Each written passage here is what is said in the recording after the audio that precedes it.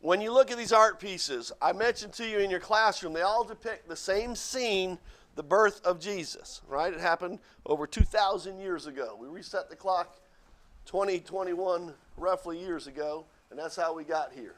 All right, so when you look at this piece, this was painted in the 1400s. Okay, this is by an artist named Botticelli. Everybody say Botticelli. Get ready?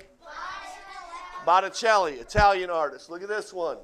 This was by Di Lorenzo. Say Di Lorenzo. Get ready?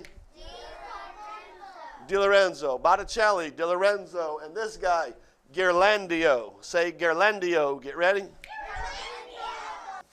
So we have Botticelli, Di Lorenzo, and Ghirlandaio. We're all Italian artists, as well as this guy, Caravaggio. Everybody say Caravaggio. Get ready? Caravaggio. So these four artists were all Italian artists, painting in roughly a similar time period, sometime between the mid-1400s to the early 1600s. And all of these guys painted after Caravaggio were in the 1600s. These two artists were Spanish artists, and this artist, Lebrun, was a French artist. Okay? But they were all painting the same scene as shared in Scripture over 2,000 years ago.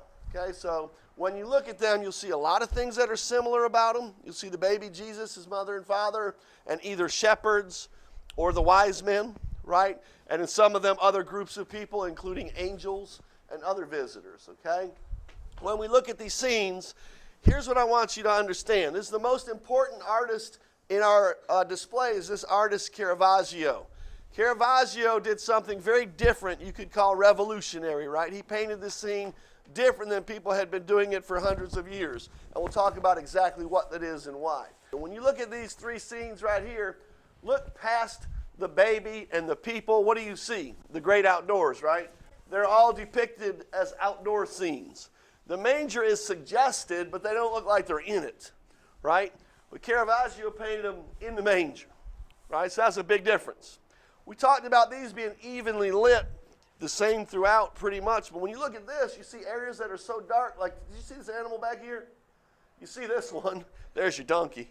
But there's another animal back here. There's two of them. But it's so dark you almost can't see it, right? And there's strong light in this picture. Where's it coming from? Point with your finger. Where do you feel like the light's coming from in this picture? See a lot of us pointing this way, right? I would say, yeah, over here probably. It looks kind of like it's coming down an angle, doesn't it? Like the light's coming in through some cracks maybe or some openings in this barn that's hitting the baby and the father Joseph and one of the shepherds, right? That's kind of cool. When we talk about something being ideal, we're talking about being perfect or as good as it can get, right? If you're in an ideal situation, you're in as good as it's going to get. If you got the ideal Christmas gift, that means you got exactly what you wanted, the best, perfect, that's it. It's exactly what I wanted. So when we say ideal, we're talking about things being perfect or as good as they can be. Artists before Caravaggio often painted this scene and most portraits or paintings of people as best as they could. They made them look as good as they could make them look. Perfect hair, perfect clothing, nice skin, all of that. So when you look at these people in most of these paintings, back in those days, they were idealizing the scene. They were making people look as good as they could. Something that I always think is cool. Artists back in these days, because these art pieces would have been so important, they would have been very expensive. Remember, art supplies weren't everywhere. It's hard to gather up all the art supplies. It was hard to get artists that were skilled enough to use those supplies to create masterpieces like these. These would have been a big deal. There was no cameras back then. Remember, there was no technology in those days. So to have your portrait painting was a really cool or really big deal. Artists often would paint themselves into their pictures. They would use themselves as a model to paint the picture, or their family members, people around them. We know some of them. In this picture by Di Lorenzo, this is the artist Di Lorenzo. This guy in the yellow robe looking at you. That's the artist. He painted himself in the picture. This one is Ghirlandaio. This artist that's pointing down to the baby, maybe pointing at himself and the baby, demonstrating that maybe this was his gift or his, that this is his work or something like that. in Caravaggio's picture, you see this guy with his shoulder showing? See his rough hands? See how these people look very realistic? He's got wrinkles on his forehead, his bald head, right? He was very interested in making them look real, right? Their clothes aren't pretty and pressed and fancy and fresh, right? They look rough. These people traveled a long way, right? But this is the artist right here, Caravaggio. That's where he painted himself into the picture. This one, we know this is Velázquez. This artist here, he used his wife actually as the model for the Mother Mary. That's actually his wife. And this guy back here is his father-in-law. That's her dad.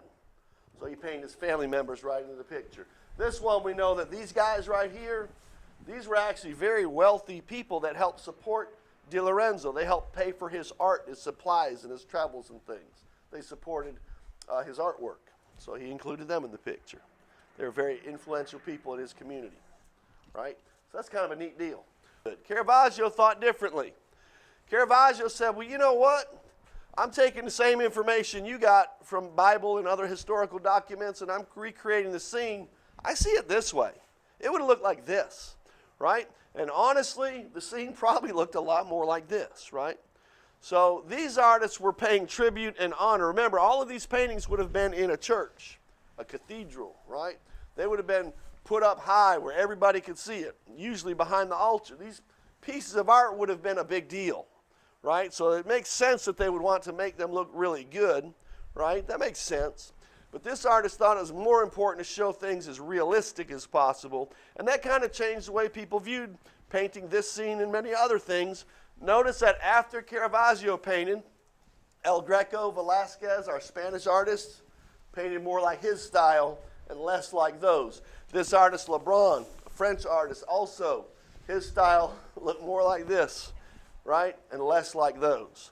So that's pretty cool, right? One artist changed and influenced the way people were painting things forever, just by introducing the idea of realism, right? So all of a sudden we're painting our scenes more realistically, less idealistically.